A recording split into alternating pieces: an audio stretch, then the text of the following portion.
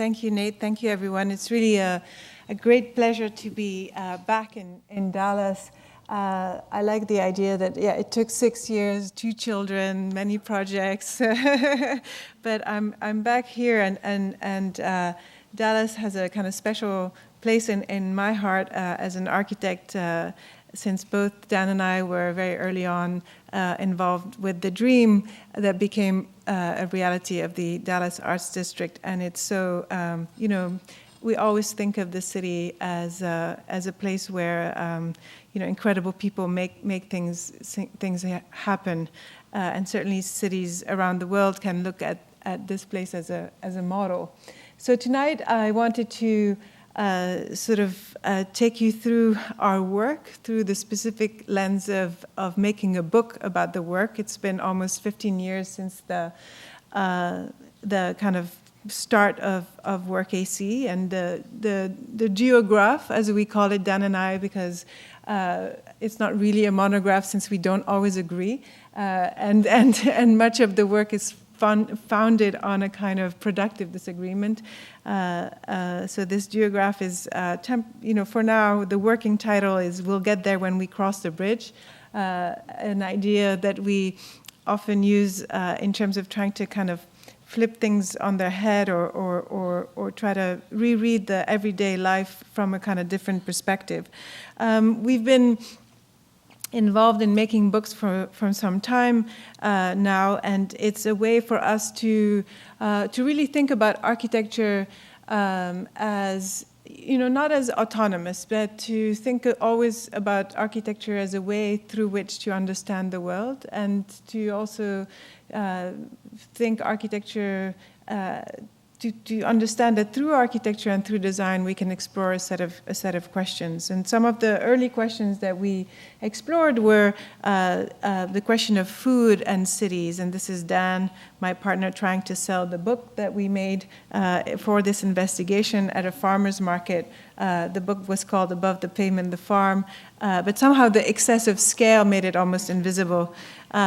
More recently, well, at least you couldn't see Dan, so more recently, my own research on the question of the Arab city was a way to, let's say, investigate some of the emerging questions that we're seeing on identity and the clash of civilization, and actually to write or to put together a series of essays from scholars and architects and historians that are actually working against those notions of clash of civilization or even the kind of productivity of cultural specificity. And so, and yet at the same time, I think it is probably an important time as we practice, globally, to be able to hold both questions of context and the question of the environmental concerns that we all share. And certainly in our practice, we see those concerns as something that we can build a kind of new kind of architecture and a new understanding of cities around. So this was our research into 49 visionary cities, which, interestingly, even though it was a kind of very, very much a sort of design research into the history of cities, I think the book in itself, in its sort of representation, is a little bit of a reflection of our work, in that I think we're very much interested in keeping the two things together. On the one hand, on your left, the idea of performance, that things need to really perform at a kind of environmental level and that you can measure that performance. But on the right, a sort of playfulness, a freshness, an interest in shape and form, and that the two things need to, form and performance, need to kind of come together and not have one take over the other. And so this is the kind of cover.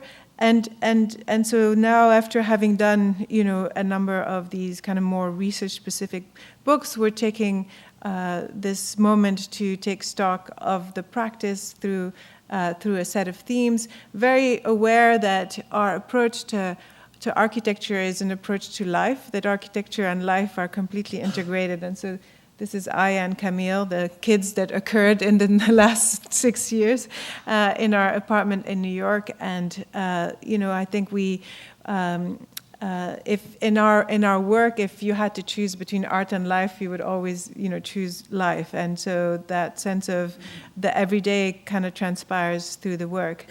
And so the structure of the book is the kind of structure of this lecture tonight, with 10 themes or 10 questions through which we looked at architecture, but also looking at those questions as a way to kind of open up the new possibilities to think about architecture. And so the first one of these, let's say, lenses is the question of inner life. So, as I mentioned, we were working here in Dallas. At the time, we were working with Rem Koolhaas, and so it was soon after that we left to found WORKac, and coming off of that very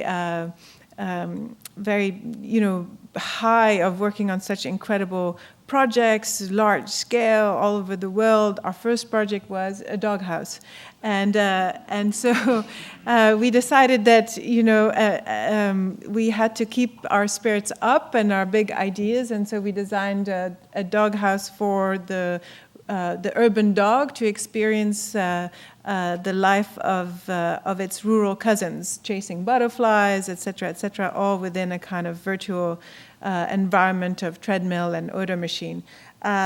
Soon after designing this for a nonprofit auction, someone came up to us and said, dogs don't see in color, which was really quite traumatic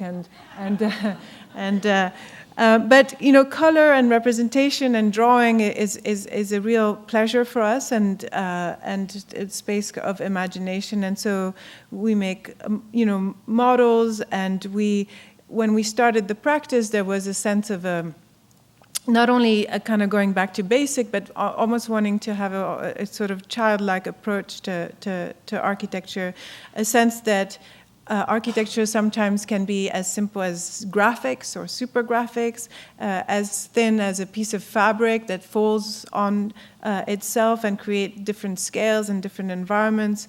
The sense that even designing a wallpaper can intensify the experience of a rental apartment, and always a fascination with scale and color and the way even kids can sort of enjoy space in such a charged way. And so we ended up at times even designing balloons.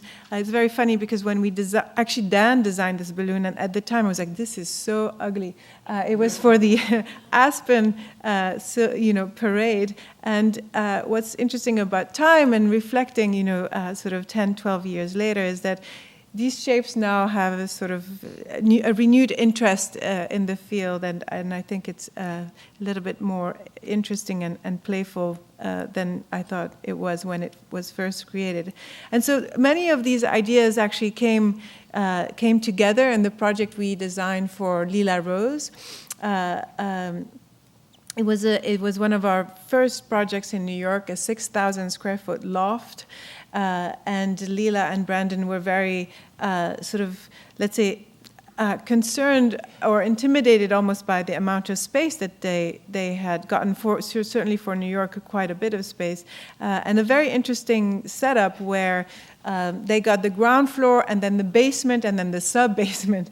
And so it was both challenging and exciting to think through with them how we could create the sense of inner life and a kind of series of micro environments within this space. And so the project really became about compression and density and life within that space, with a series of very different environments as you come up from the street and cross from the living room to the dining room kitchen, and then creating two cuts and reshuffling the floors in the back to, in fact, turn the kind of basement and sub-basement into three equal floors that can be inhabited by the kids and the parents, and then a guest for Didi Rose, actually. So it had good light down there and be sort of exciting. And so project really became about, in New York, we do so many interiors when you start as a new practice to work with scale and intensify even the kind of smallest rooms. So that was the idea for the media room, to create nooks and crannies for the cousins to come and sleep. And so this kind of the densification of space is something that I think a place like New York really, or Japan, for example, really invites. And so this is the loft with the kind of series of slices of environment, the white living room, the kind of wooden shaker box, and then whereas every space is sort of divided, each space gets connected with a table. So in the main space in the living room, there's a kind of table chandelier that comes down from the ceiling, and then in the shaker box, the tables come up from the floor to create a bar space or a dining space, and then the kitchen table and the media room table can also be connected. So using kind of fabric and material to delineate these different spaces, and then here you see the kind of big cut. And our speculative work often makes it back into our real work, and so we finally did design a doghouse. This time it was for Stitch, Leela's dog, who hated to take the stairs, and so it became this kind of 3-story dumbwaiter elevator called the Stitch-evator that would go all the way from the kids' bedroom at the top to their playroom at the bottom.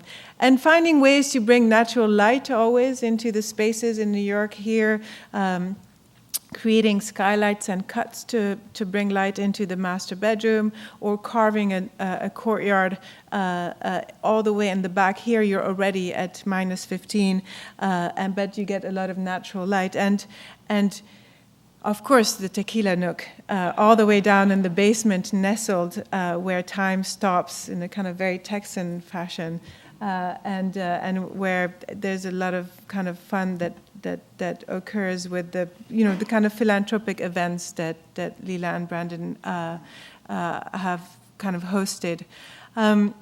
And so moving away from or beyond this question of inner life and interiors, the question of context, it's interesting to note, again, coming off of or leaving Rem Koolhaas, someone who really conceptualized what he called the culture of congestion, and started a firm called the Office for Metropolitan Architecture. So a real fascination with cities, but often our context when we started, or even today, it was more like this: a sort of a shopping mall in the middle of the Inland Empire in California,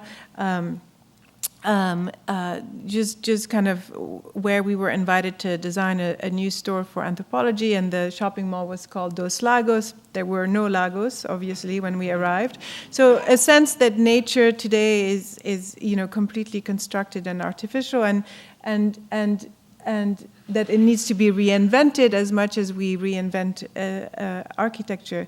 And the contrast between these kinds of outdoor malls, which nevertheless start to provide a chance for a kind of shared, some form of public space for the kinds of developments that often occur next to these shopping malls. And so taking these ideas in the kind of store for anthropology became a moment to think through how we can integrate, landscape and plants and greenery and within the architecture. So here you see at the kind of top of the building vines that sort of are growing around circles that were perforated out of the green screen that we created, and the sort of circles, the vines kind of intensify as you come over the entrance. So the kind of green material, let's say plants, become an ingredient for architecture, for design, and for graphics. And at the kind of lower part, the crenellation of the facade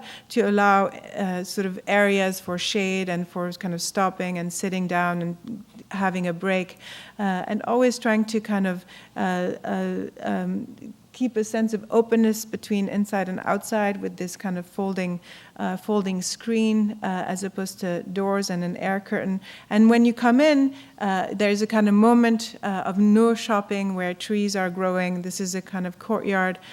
We first had orange trees there as a kind of register of the orange trees that were on site, but now they've changed it to palm trees, which are more can survive the heat better. So this courtyard is sort of floating, and it becomes an outdoor room in between, in the midst of all the other rooms for kind of display and shopping. And so whereas this is, one form of nature, on the other hand, there was a play with this kind of very artificial topography that is really used for hanging clothes and always creating kind of views and moments where the sort of second nature is framed, but also these kind of frames and idea of framing moments and carries on to the displays of the clothes, to the kind of using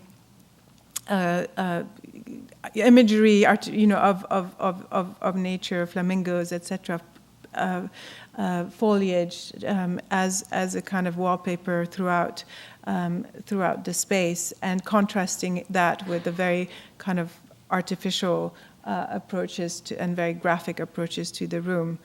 And so this is one idea of context where we kind of enlisted the kind of second nature to integrate architecture and landscape.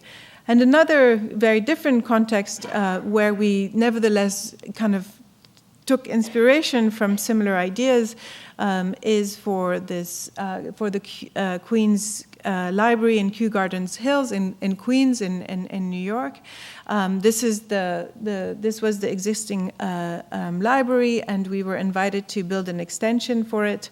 And libraries in general, at least for this scale library in New York, prefer being on a kind of single level. So we filed for an exception with the city, and were able to extend the existing structure 15 feet out.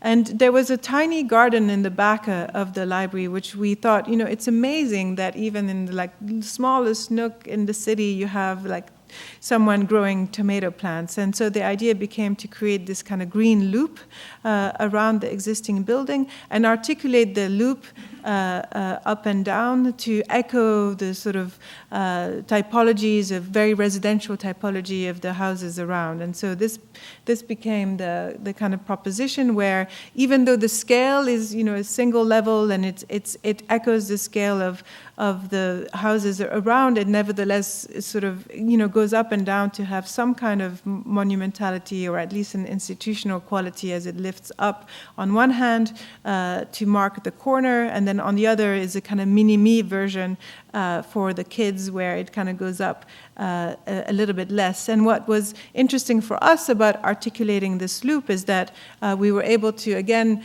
design a kind of green roof, which is folded down, and so it becomes, part of the street and the facade as you're walking, and you can see it. And on the inside, many, the kind of these kind of notions carry to the patterning of the materials and palette, and the perimeter. This kind of 15 feet is where all of the reading rooms are. For each age and each kind of constituents is one kind of reading room, and in the middle are just the kind of books, very very generic, very simple. And so we really wanted to give this effect of this lifting and this sense of the weight, and design this curtain-like concrete panels, which are made of GFRC. Here you see the sort of detail to get the sense of this lifting. And most of the existing building, of course, now is gone, because that's what happened during construction. You realize it doesn't make any sense to keep it. But what was interesting was, because of this kind of gap between the two, we were able to get some clear stories and light coming through in between the two. So there's kind of light almost going through the cracks, and it's quite beautiful. So this is now the building almost complete. I have to say, we love working with the city, but it takes forever. But we're excited to kind of see it come to fruition. And then on the inside, kind of these shifts in scale, and hopefully it will be open soon. But here you see the kind of trace of the old and the new. And so many, when we soon after starting the practice, we found ourselves constantly interested not so much in just the kind of architectural object, but rather in questions of urbanism and ecology. And we found that a lot of the conversations around landscape and systems and infrastructure were at the time maybe more exciting even than the conversations about architecture or the object or form. So we did a lot of projects where, in fact, the architecture was almost erased, and we focused on what was in between, thinking about how cities could grow food, how they could create more public space, how stacking new forms of housing, one could reinvent the core to allow for fish farms and all kinds of different programs, to really think about architecture as completely integrated in the city and unable to activate the city and its systems and create new experiences as a result of that. And that really led to the winning competition for the PS1 MoMA Young Architecture Program competition in 2008, where we proposed instead of just a beautiful canopy, something that was really a fragment of the city, a piece of infrastructure. This was a 1/4 acre cardboard farm, all organic, and underneath the fruit and the vegetables, 50 different types. We organized different programs and different environments around the columns, almost like micro-environments. And so it was very exciting to build this project. Bringing paper and water together was not a good idea, but it did work with lots of silver tape and labor, and it was a great experience for us to think about, living how plants. I mean, when as an architect, you rarely think about maintenance, even though we should, in terms of what happens to a building once it's done. And this project really gave us this notion that it's never over. We were there every day, worried whether it was raining, how the plants were doing. And so I think this idea that as an architect you can come back and check on your project rather than just take photographs and leave it there was very kind of formative. And here you see the different kind of environments underneath. So at that time, I think it became obvious that one of the things that Dan and I shared was a kind of sort of pop sensibility or a real appreciation for a sort of freshness or a simplicity of approach. And around the time when most architects were involved with parametric design and digital design, we started to make models made out of Play-Doh. I don't know, maybe we were traumatized in our childhood, or maybe trying to retrieve a freshness and a kind of simplicity. This was a project for Hudson Yards. We made sand models this was a competition for creative time in Miami with a Dan's sand fountain right there. And again, embracing, color as a way to differentiate space. This is for the Children's Museum of the Arts and create these different environments that have different scales. In this case, what was exciting was that the adults had one scale of circulation and then the kids had their own little circulation space. And a lot of these ideas, PF1, the CMA, etc., came together for our first Edible Schoolyard project. It was very exciting to have Alice Waters come to the PS1 project with her partner John Lyons, and they invited us to design the first a structure. There's one in Berkeley, but this is a kind of interpretation. And so we turned, taking everything we learned at PS1, we designed a 1/2 acre here of organic farm turned a parking lot into this kind of garden, and thinking about how kids can learn and how architecture and landscape and building and gardens can be connected. We designed the building almost in kind of pedagogic way, where each part is very clear. The greenhouse, the kitchen classroom in the middle, like a kind of layered horizontal cake, and then in the back, these systems wall, where each function of the building is made visible through the shape of the volume. So the cistern is circular, the kind of AC equipment is the tall tower, and the tool shed, etc. So there's a sense of understanding how the building functions through its shapes. And then on the inside, a little bit similar to the Children's Museum, using color to kind of color code the cabinets. And then here, the meeting of the greenhouse and one of the exterior facades. And in the winter, it really becomes a classroom for the kids to learn to grow food. And it's become a real kind of community destination in the neighborhood in the winter as well. And, we work a lot with references and the architects that we love. This is the work of Sight in the 80s, where they really brought together architecture and landscape in very simple, straightforward ways. Or the Venturi Scott Brown flower pattern for, again, the best showroom, which we decided to reinterpret for the facade, using simple shingles that are sort of overlapped a little bit in a denser way to create this kind of pixelated, low resolution of the same pattern. And so the second Edible Schoolyard just got completed in Harlem, and in this case, it's more of a section, a roof garden. The greenhouse is a bridge that connects two parts of the school, and then down below are the planters. So here are the planters with a big stair, and on the other side of the roof is this kind of greenhouse. So just adapting a very generic greenhouse, and then allowing for the kitchen classroom to have views onto the garden below. And so we're hoping that this is the second one, and a third one will occur, and they're all occurring in neighborhoods which are sort of underserved in terms of food, and creating a sense of a place and for kids to learn how to engage with food in a new way. So scaling up not scaling up the ideas, but keeping the ideas and investing them at a completely different scale, is our interest for urbanism. And in this case, we were invited again by MoMA not to think about rethinking the American suburb.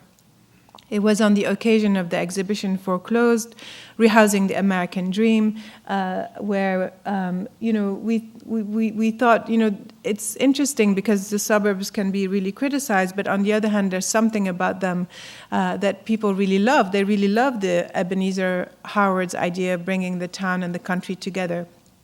How could we do that again for the 21st century, but this time thinking really about environmental concerns, about density? And so the project really became, we called it Nature City. It really became about, densifying the urban and densifying the natural, so that in between you could have many more species, let's say, between the kind of piers of urbanity, you can have many more species living than, just simple lawn. And so you would go from very dense kind of city environment to very dense natural environments. And so this is one of the piers, that we built as a big model. And the idea was that housing needs to perform more than just house human beings. It also needs to perform infrastructurally. And so each housing typology became sort of a piece of infrastructure. And here, the kind of flower housing recycled water. And so it became a new typology where you either have your garden in front, or you can have a view on the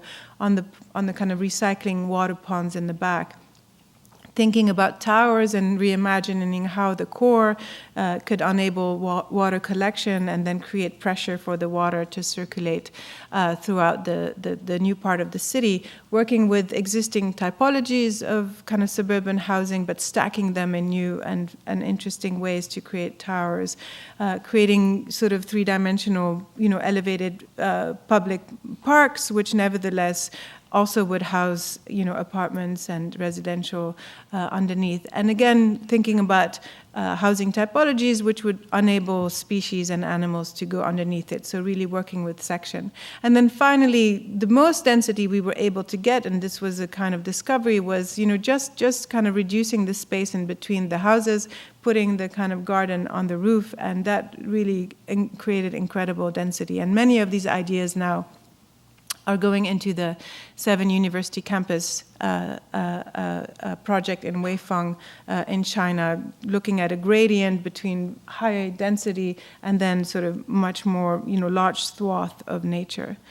And so a lot of these ideas kind of scaling now back to building scale came to be for our project for the Gabon Conference Center in Libreville, where the premise was to kind of create a conference center, but also to create a building that would celebrate the emergence of Gabon as a sort of green economy and a service economy going out of oil. And we were more interested, let's say less interested in questions of cultural specificity, as I described earlier with the book on the Arab city, and more interested in celebrating the country through its ecosystems and tying back to its history of tropical modernism, where the kind of modernism that was built in Africa and in Gabon in particular, really used climate to become, let's say, local and contextual, or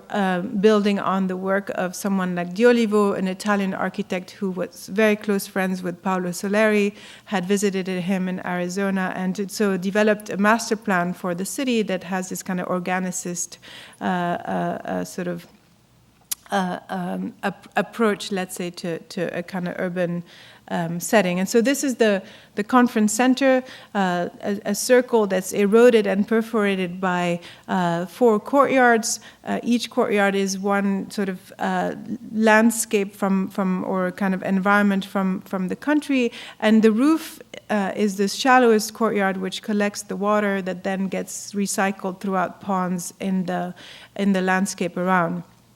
And so the sense of connection between inside and outside, carries to the facade, where we have these kind of this screen on the outside and then the inner layer on the inside.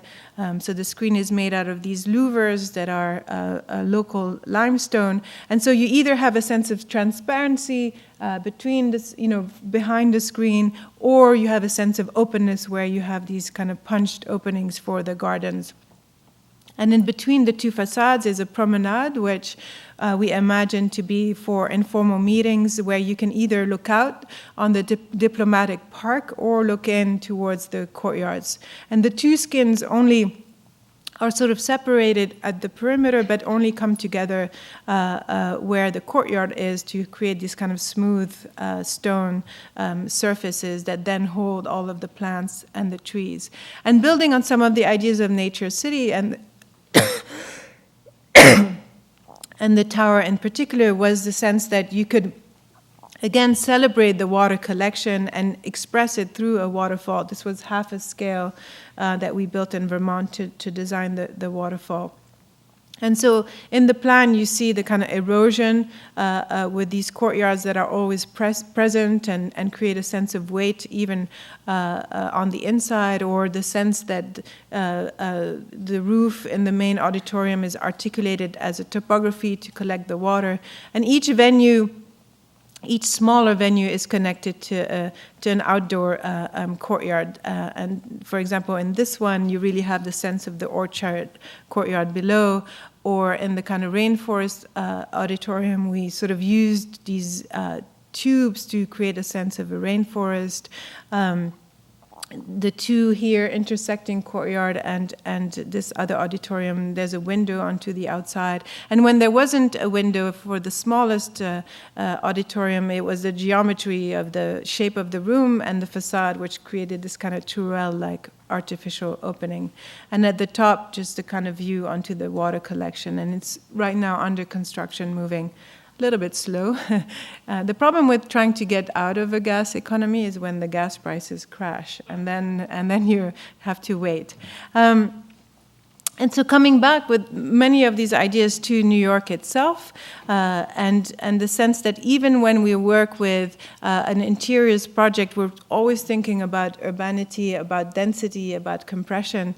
This is the project for the new offices for Wyden Kennedy, 3 floors down in Varick, downtown, where we wanted to contrast, let's say, the Google model of office space, very horizontal, very office park, a little bit more suburban, with what we considered a dense New York office space. So really densifying the number of people working there, and by simply measuring distances between columns and desks and reducing the individual spaces, we were able to go from 6% shared spaces to 25%. Because today work, especially creative work, is very much about collaboration, about different scales of meeting, different length of meeting times. And so you can, either sort of book a room, or you can just kind of have a stand-up meeting, 10-minute on this kind of very long counter, or have meetings in semi-private lounges, which, use the section in the space to be both private but also still connected. And so combining always different scale rooms, using transparency, so you always have this sense of being part of a creative, collaborative practice. This is the main conference room, maybe the most private, being able to work even in the kitchen, and then kind of scaling up the architectural intervention to create these much larger moments, much larger meeting moments, by basically perforating, so it's a little bit like Gabon, perforating the floors, and this is our homage to Mata Clark, where we thought, by perforating the floor, you can create the sense of connection and community between the different levels in the office. So when you walk in, you have this overscaled stair, and as you go around, you sort of discover that there is another connection and another stair, and you start to understand the breadth of the company. It's an ad agency, so there's a bar. They spend a lot of time there. And then there's another stair, much smaller this time, that takes you up to the reading room above. And again, with always these kind of views and connection. And from the reading room, there's a gym, which is also a black box theater. And finally, maybe the most exciting moment for us was convincing the landlord that, by moving, that we could move the one bay of the exterior storefront of the facade in to create this double height courtyard where they can work. They're growing blueberries, and it creates this kind of presence on the street.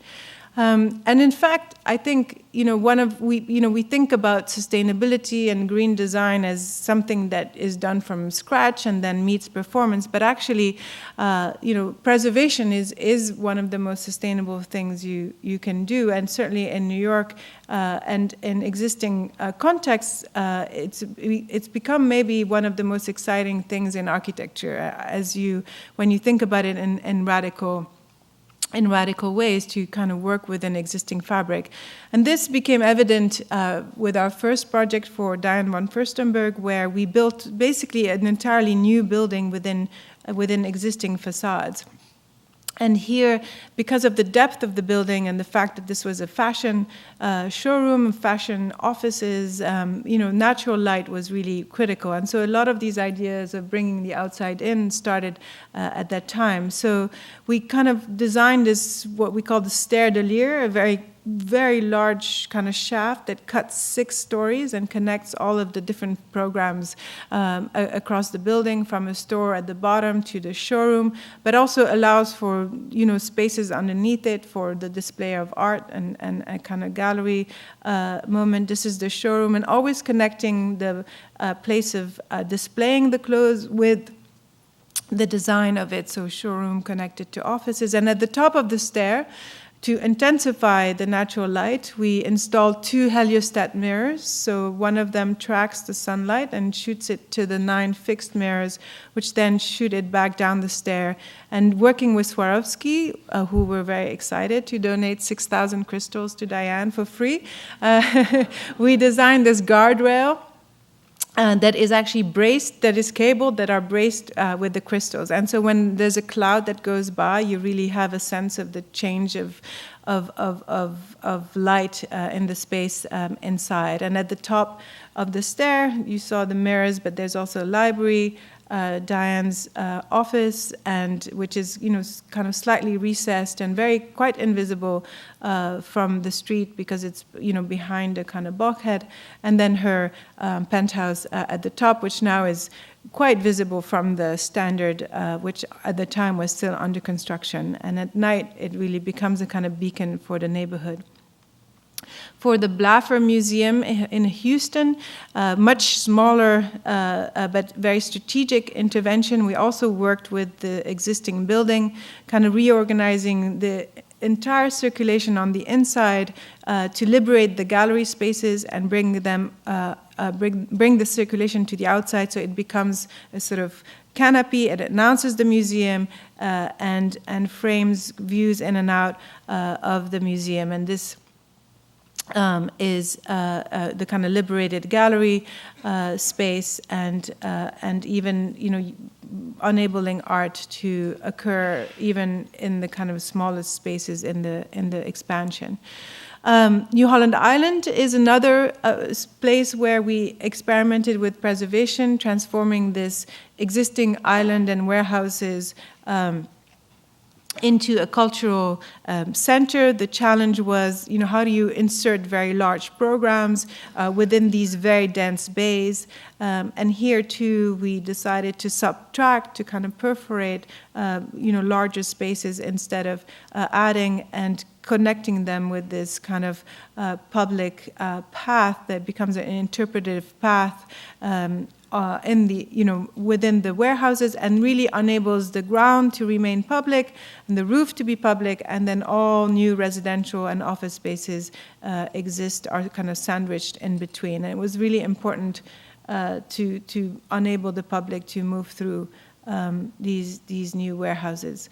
And so the sense of what is public, what is visible, what is invisible is became the driving force, let's say, or constraint for the first developer project we designed, this turning this beautiful cast iron building in Tribeca in New York into residential, 6 stories of residential. And the challenge was, of course, for landmarks in New York, even though with Diane we were able to make the penthouse visible, here it's a completely different district, much more strict.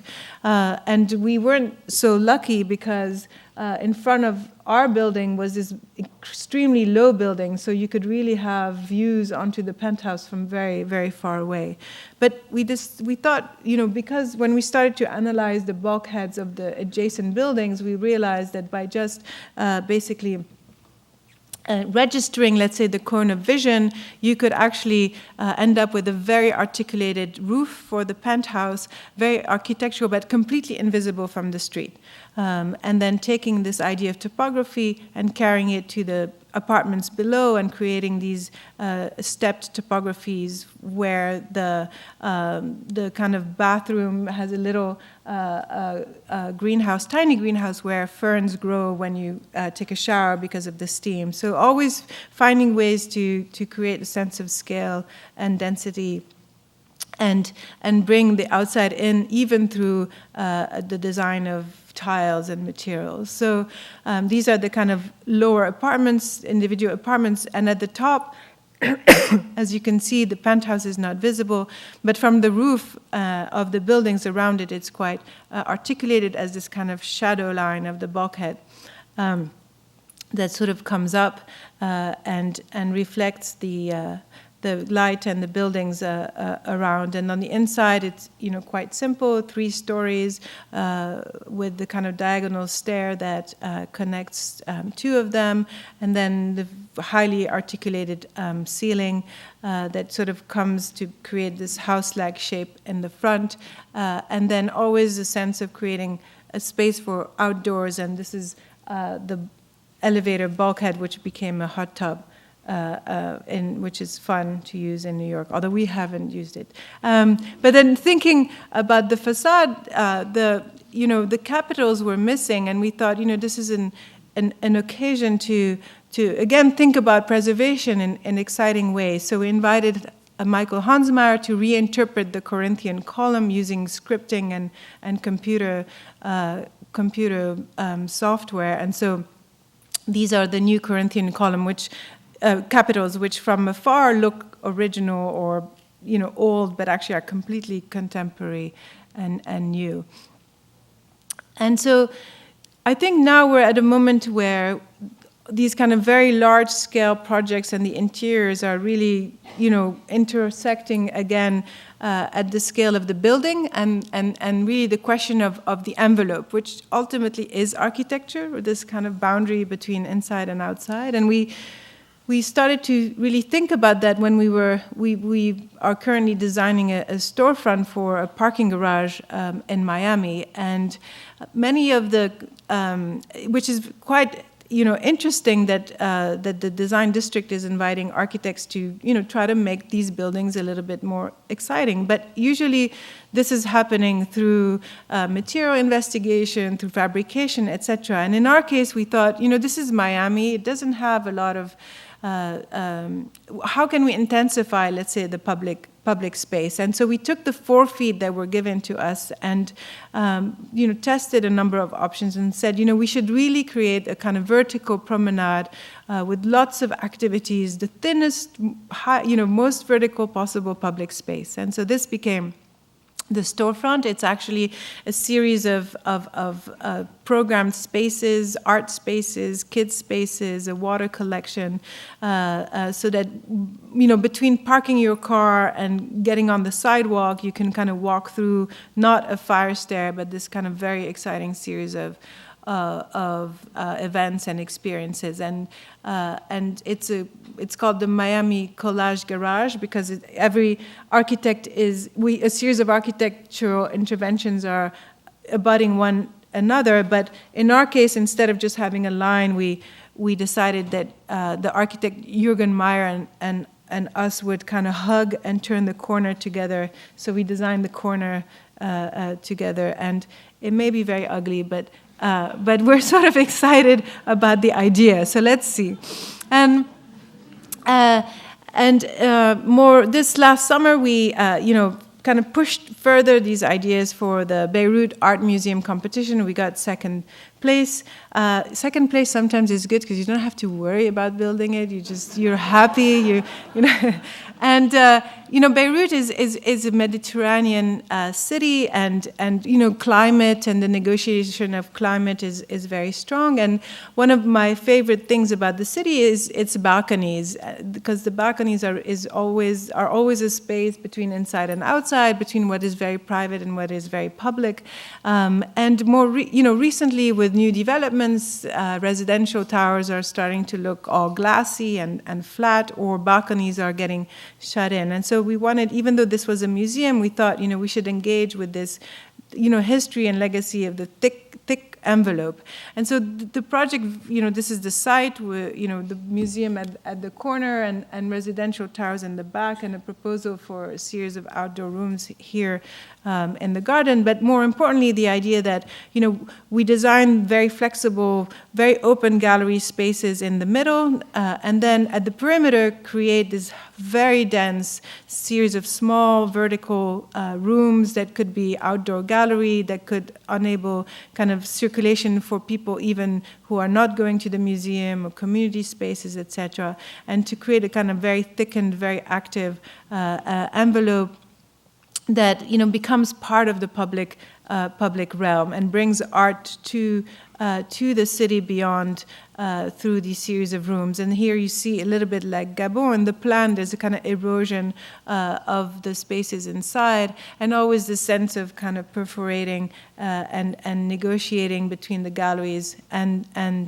this thickened skin that you read, especially in the section, with the shift in scale. The galleries are quite open, but then the facade is very dense and has all these little rooms that are activating it. And that, of course, becomes, this is how shade occurs and temperature negotiation occurs, but it also becomes a kind of very sculptural, very playful piece of urban fabric that could also allow the museum in a way to expand, to build the indoor slower and then expand out as it needs to.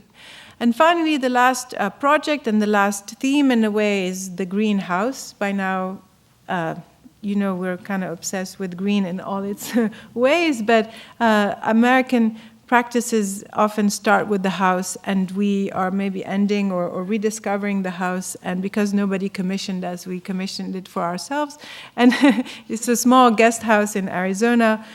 We love the desert. We love what the desert produced in terms of architectural imaginations, especially in the U.S. with the earth ships and the sense of, anchoring within the ground or thinking and building through adobe and these more natural materials, and how could we reinvent them today. And so the idea is to actually take all these elements, but build a flying earthship in a way, an earthship that is more contemporary and that takes all these ideas of thickness, but then lifts them up to enable shade and underneath it. And so a combination of very thick volume for the bedrooms and the sleeping areas, and then a very light and open volume, very greenhouse-like for the living areas. And to think really about this house, this little guest house, as a machine that negotiates air and water and sunlight, and then kind of has these kind of gradients of, from the very thick to the very open, with the kind of photovoltaics and air circulating through the greenhouse itself. Very contrasty with the kind of language of some of the houses around. But we're just starting design development on this. And that's it. Thank you.